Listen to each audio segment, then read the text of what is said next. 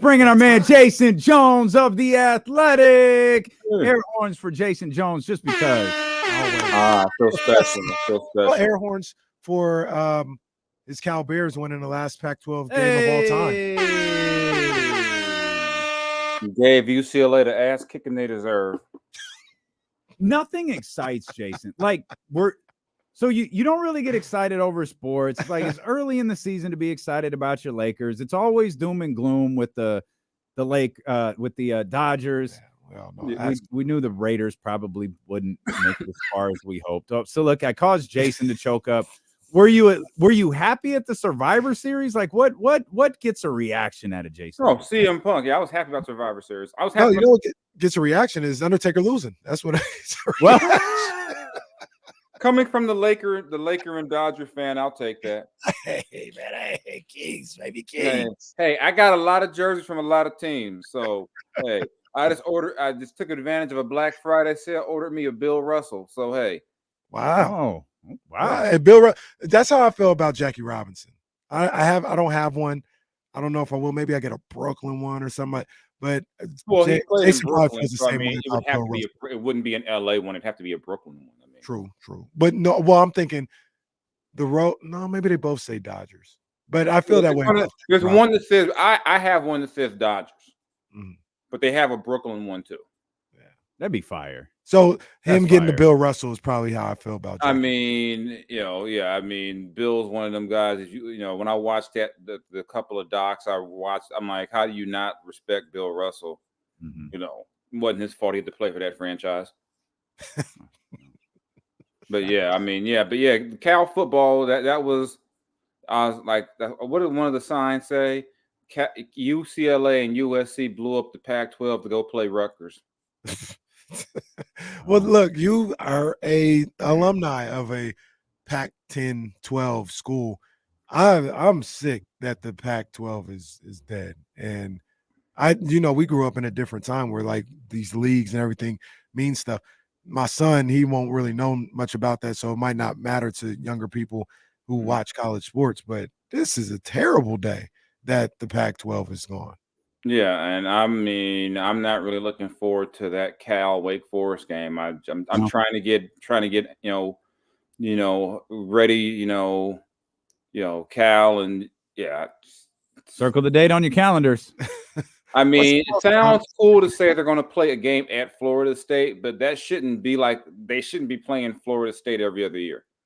Right. It's just it shouldn't be There'll be some cool like basketball moments eventually and stuff like that, but still, I'd like I said, I'd rather beat UCLA, and it is what it is at this point. We've all accepted it was going to be, but I did get a joy out of seeing USC blow up the conference only to once again fail to win the conference that it hated so much. It was the Pac-12's fault. They couldn't do whatever they wanted to do, and they weren't the national power, and they can't beat Utah. Duke Yikes. Duke versus Stanford is the smartest college football game in history. Is Northwestern on that same Look, level? Cal Stanford is probably smarter than Duke. Is just smarter than Duke and Stanford. Cal and Stanford is? I mean, yeah, easily. Yeah, I'm taking Cal over Duke. Okay. Well. Or maybe, unless you're going the private school, but I'm also very biased and admittedly biased. Well, ain't nothing wrong with Amy that. Trask is a Cal grad, right? Yeah. Okay. I think she went to SC for grad school, I believe. But yeah, she's a Cal grad. What's the most nondescript game we could think of that they'll have? Cal versus. Well, I don't think it would be Cal, would it? Or are you talking specifically about Cal? ACC because they're SMU. Maybe it's Stanford versus SMU. Yeah, that's going to be like a what are we doing here? It's just like yeah. I think early on there'll just be a lot of intrigue with a lot of these things, just because USC can go back east and lose to Ohio State and complain again. I mean, whatever they can continue to make their excuses across the country, and when they lose a game in November, they can cry about why it was too cold. So I'm going to get a lot of joy out of watching those two LA schools whine because they got to play at Purdue Mm. and it's cold outside. Yeah, that's terrible. Just Yeah, everyone's like, "Oh, Ohio State, Michigan, Penn State." I'm like, "What about Illinois and Rutgers and Northwestern?" There's some, yeah. It all sounds good, so somehow they schedule to play it in Madison in November. Jay, you excited to see your Domino's partner back on the court tonight at the Golden One Center? I forgot who my dom. Oh yeah, Draymond, my buddy. Yeah, of course. Boy, it's your boy, man. they're gonna boo Jason Jones now. He's like Draymond's tag team partner. I'm not even gonna be there. Somehow I'm gonna get dragged for it. Somehow I have. Yep, you definitely even though I said immediately, y'all making way too many excuses for this man. Like Thank you. some of the justifications, and I was just like, yeah. I mean, I'm convinced at this point that Draymond could beat a man down in the middle of the street, and folks in the Bay would be like, you know what though, that guy says something bad about Steph. So he kind of deserved it. I mean, and I told some of my buddies who were Warriors, I said, what would you do if a player grabbed Steph like that? I said, I know, I get it. No one likes Rudy Gobert. He's French. You know, he's French. Oh, the way That's so Draymond wild. grabbed Rudy. Yeah, I got you. You don't like him, he's French. That is, I mean, I've heard every reason not to like him. Oh, he's French. I was like, what the hell to do with the man? And then even the fact that ESPN keeps calling it a headlock. It was a chokehold. not a chokehold. Yep. So Yeah. the headlock. I said, that was not a headlock. I'm like, why do y'all keep trying to reframe it like the headlock he put him in? No, he had his arm around his neck. It's not a headlock. And had his hands gripping his other wrist. He had it locked in. He had the coquina clutch on him. Come on, let's be real. But yeah, I mean, it's going to be.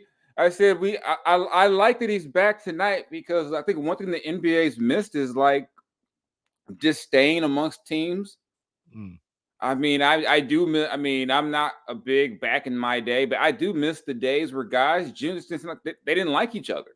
Yeah. And I don't think there's going to be a person in the building who's going to be like, "Oh, we love Draymond in Sacramento." You think the Kings are like that with the Warriors? I think it's probably more from the Kings, yeah. But the Kings are the perennial underdog. It's the same way with the Lakers. It was the same way when they were trying to chase the Spurs or whatever. The Kings are. I think it's always going to be that way for the Kings unless they go on like a long run where they're the big dog. It's always going to be like, you know, at some point they got to start beating the Warriors. You know, because like I said, me living in Vallejo, I hear it all the time. Oh yeah, whatever. Nice little team, but they can't win when it matters. So at some point, but I just like there's animosity. You can tell, like when the Kings lost that game in San Francisco, you can tell it hurt. They lost to them again. I like that. I think that's good for the NBA when you have legit, teams who don't want to deal with each other. I mean, it's cool when everyone gets along and daps each other up, but I want to see some people who don't like each other. I'm looking, I even in a way didn't like Popovich getting on the mic saying don't boo Kawhi. No, let that man have it.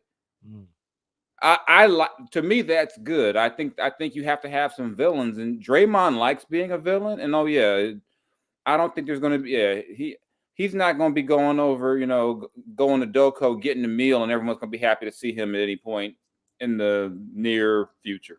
Yeah, he's not going to get the Kawhi treatment where it's like, oh, they boo me on the floor, but it's all love in the hallway. He ain't getting that. That's not what's happening to Draymond Mike Green. Brown's not grabbing the microphone saying, hey, guys, calm down now. Calm down. That's not what we do here. They'll boo Mike Brown if he tries that. Right. Yeah. What are you doing with him? Yeah, I could see that. Mike is like, hey, guys, chill. I know Draymond. He doesn't deserve this. They try to get Mike fired tonight. Yeah, they boo the hell out of Mike Brown. Mike Brown turned heel right in front of everybody. We ain't having that. Now, you kind of brought that up, and I think you kind of touched on it a little bit earlier, but I think we kind of see – I want to know what you think about it. Pop doing that with Kawhi. I think me and Damian, we haven't talked about it, but I think we see it differently. It's not the biggest deal in the world that he did that. I just thought it was a little unnecessary, and it almost had hints of grandstanding to me from Pop. And I like Pop. Pop is a great guy. I'm not saying it to disparage him in any way, but Just let the people boo, man. It didn't even seem like the boos were that crazy. It's So not I like they was were like, throwing man. trash at the man, or I mean, I thought it was a little bit for show, but I also, like I said, it wasn't like, I mean, now if they were like throwing like food at Kawhi and stuff like that, Right. it'd be different. But I can't remember how many times has Kawhi actually played in San Antonio since That's what 2019. I couldn't remember that either. Yeah, I was like, can't, was that his first time back? Like, why Yeah. was this a thing I today? think if he had played there a few times, you play there a few times at Wayne's. Mhm. I can't remember the last time he actually played a game there. It feels like it's got to be less than 3 times, and there's a possibility that was the first time. I don't think it about was. it, he didn't play it all there last season. Mhm. So it's been and plus the way that ended was so bad. Right. So I'm glad you said that, Jay, because I think that is part of why Pop might have done that, because the perception for those who like followed this and were kind of like in the know a little bit, like Pop didn't handle that the best. Right. And he may be a little sensitive to that and may feel like he holds some responsibility for why Kawhi wanted out, and maybe that's why he reacted the way that he did. Remember, Kawhi wanted to be in California from San Antonio, and Pop was like, if you believe everything you read, there is no way in the world I'm sending you to the Lakers or the Clippers. No. I'm not going to let you know. I'm going to send you as far, and he did. He sent him as far away as he could from LA. That makes it Toronto. He sent them out the country. He made him leave the. He got a chip out of it, but I mean, talking about not going. Not only are you not going to LA, you're going to the coldest city in the league. Yeah. Wow. You think about that. That's like that old Jerry West story about Nick Van Exel. You keep on messing, I'm going to send you somewhere cold. And he sent him to Denver. Yeah, Jesse said he's played in San Antonio 7 times. So I don't know. I don't know what sparked that reaction from Greg Popovich, or maybe he heard something more than a boo. Could have been. And reacted, because that was very odd. Only time I saw something like that was when Steve Weish, he coach of the Bengals, I think they were throwing snowballs onto the field, and he got on the mic and told them, stop doing this. We're going to get a penalty. He said, he said, stop doing this. We're not Cleveland. Oh. That was the line he used. And they went crazy after he said that. So that's the only time I remember somebody getting on the mic, a coach. Yeah, I was in Sacramento when what were those little sticks or whatever they gave away hit the floor? What? Thunder sticks? Yeah, it was. People were throwing them? No, I wasn't throwing. Oh yeah, what I forgot. What a game was it? I forget. Was it a playoff game? Or I forgot. It was a game where it was like, I want to say it was against Minnesota. And they started throwing thunder sticks. They were like glow sticks, I think. Oh, well. Well, it could have been a different game. I've been. What did Rick Adelman say? Stop throwing glow sticks. I've seen a lot of things thrown. I could have my games off. I've seen a lot of things. I've seen that. Soren said it was Game 6, 2004. Okay, yeah, I thought it was a playoff game. That's when KG and Peeler got into it. Yeah. Soren says. I didn't remember him throwing things, but because people were mad that Peeler got tossed. Yeah. Because KG started that. Yeah.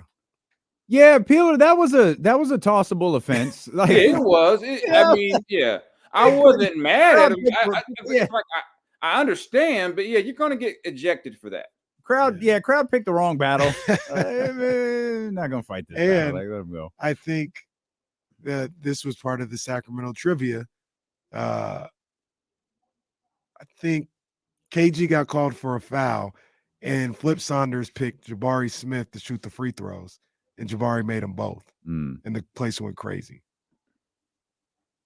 And Jabari Smith was like a 40% free throw shooter. That's why, because Peeler was going to go to the line. He got tossed. Flip could pick whoever. Jabari Smith made them both, and they went crazy.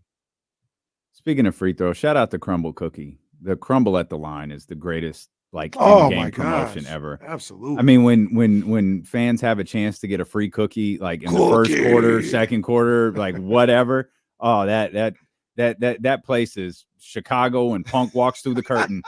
It is the loudest reaction ever. We love free stuff. That's it. Anything Even if a free. cookie. Yep. And even if the stuff isn't good, if it's free, I mean, when I go back, it tastes better if it's free. Yeah. Okay, I was like, if the Dodgers win, you These get like, peas are delicious. you get 4 chicken nuggets. Come on, you get Taco Bell Jack in the Box tacos. I'm like, yeah, I'm not. People were like, come on, hold them under the Laker promotion. You hold them under 111 or something, and they win. Those people love them free tacos. I'm like, usually you only eat a Jack in the Box taco if you're trying to soak up, Yep. the night a night of debauchery. But hey, people are like, they're free. I'll take them. That IST that you caught at Ricky's, you got to go get some tacos for it. Jay, you ever been to Club Ricky's? No, I have not. Okay. 705 J Street. Yeah, You've been to Tennelle though. You went to Tennelle, didn't you? Tennelle. No, I didn't. I didn't do a. I don't do a lot of. I didn't do a lot of. I didn't do a lot. I don't do a lot of partying in California. Okay, that was Vlade's old spot, Tennelle 21. I remember I was at Ricky's when that thing opened, and you could see the spotlights. He had the spotlight circling the sky. I was like, "Yo, what's that?" Yeah, that's the opening to Tennelle 21. Well, 705 J Street, downtown Sacramento. There's like a red carpet, like the greatest show on courts walking into the club. Hey, come hang out at Ricky's. All the honeys was there, I'm sure. All of them. Man. Yeah, they weren't at Ricky's that night. So I'd argue the honeys didn't really go to Ricky's. So it's a different time. We need a different new Ricky's for 102. No, we don't need a new Ricky's. We just need Tiger. That's all we need. We don't need a new Ricky's. Solomon Vinyl as well. Shout out. Indeed. Darling Avery, that whole line down there. Jays, this is the 16th, 17th game of the season. It feels like a huge deal for Sacramento because of the in-season tournament and because it's the Golden State Warriors. You're a neutral party. Kings play the Clippers tomorrow. Is this a big game for Sacramento? I think it's a big game for their psyche. Not so much, oh my God, if they lose, it's, some major shakeup. But I think just for their psyche, they need to beat the Warriors. It would be good for them to beat the Warriors. Because, I mean, the way they lost that last one had to hurt.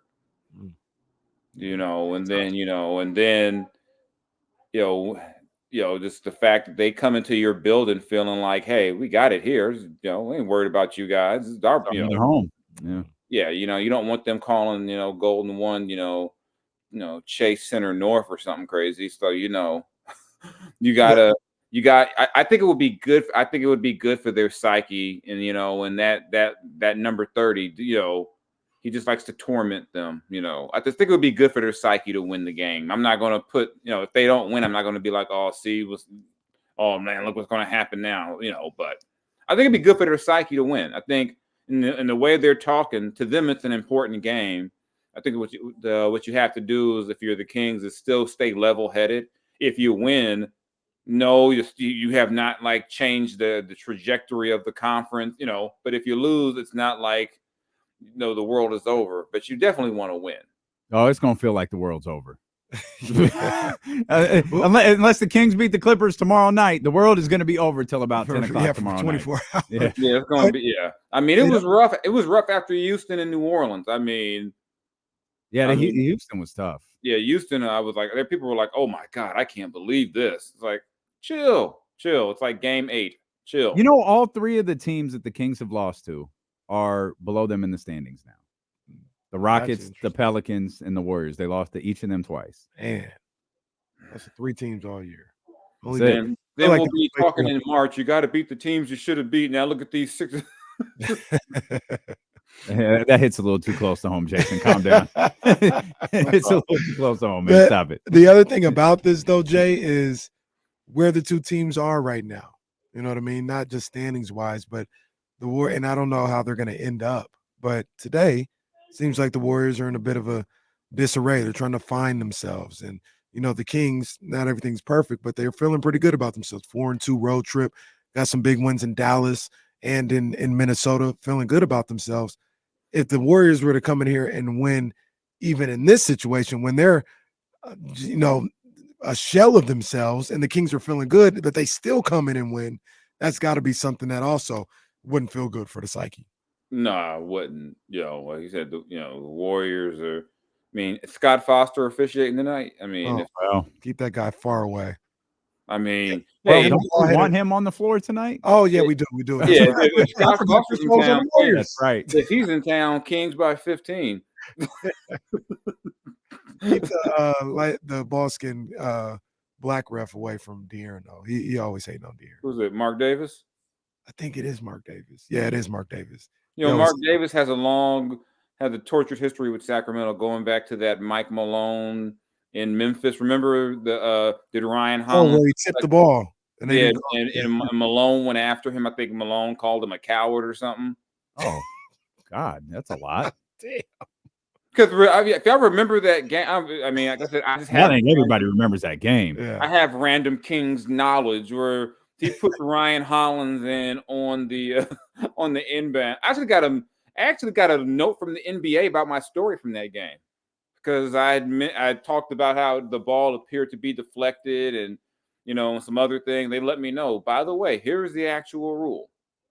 So what did it say? Like, it was more so the fact they didn't like that I implied the refs got it wrong, I think. Oh yeah, they don't like that. Didn't they get it wrong? They claimed that Ryan never actually tipped the ball, or it wasn't conclusive, even though everything from the Kings was showing me, look, the ball trajectory changed, the clock should have started, the game should have been over. And Ryan swore he tapped the ball. But hey, that was a fun moment. I'm like, wow, the NBA reached out to me, but it wasn't because they liked me today. Hey, yeah, take that, King. Yeah, I feel like I hate the Kings. Look, I took a hit from the league defending the Kings. Is that the only time that's happened? From them, yeah. When I covered the Raiders, I said Al would hit me up. Oh, jeez. I got multiple pull-asides covering the Raiders. Like, come here. Jason used to pick up the phone. Come here. Hi, Al. Like it would never be Al directly. It would be the person, but you knew where the message was coming from, to the point where they would look at you like, come on, you know why I'm doing this. Amy Trask pulling Jason aside. AJ, come here.